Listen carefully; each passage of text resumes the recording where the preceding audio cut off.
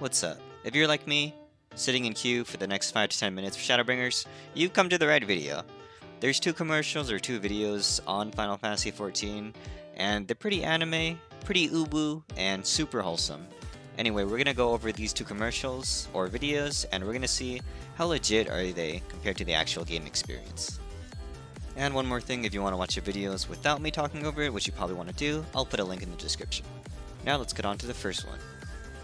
Cleaning makeup, very realistic. I do that all the time, but I don't know what this login screen is. She must be on drugs, but I've never seen this before in game.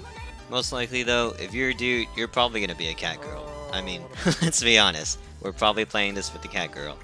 And, of course, there's other reasons to be a cat girl. Pervert. If you're wondering why all my shots are from the bottom to the top, that's cause this is my character. Alright, I have no shame. We all like lollies, okay, it's not weird. Alright, moving on, we have a party opening some treasure. And this is their in-game depiction, but it's actually more exciting than that. There's a really cool area they show that's called Heaven on High. And here's the bottom of that area, and it's actually a really hard thing to get up to, because it's kind of like its own dungeon. But not a lot of people get up there because it's so hard. If you do though, I'm sure a lot of people can say the feeling you get from doing this probably matches what you get that's depicted in the commercial. And of course, we got a wholesome beach shot. This right here is just my character walking around, and this is what they show in the commercial. So it's pretty accurate. You know, you can go to the beach, splash around, swim in your clothes, or swim in the bathing suit if you like dressing your in-game waifu. Next, we have a chocobo race that looks really exciting, but to be honest, it's not that exciting.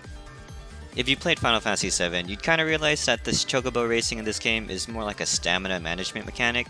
It's not really a real-time race per se, so if I were you, I'd probably not look into this too much, because it's, well, it's a thing to do, but it's sort of a really small mini-game, just to do when you're bored. Next is a player versus player scene, and it does look really cool to be honest. They even show a little bit of gameplay from it.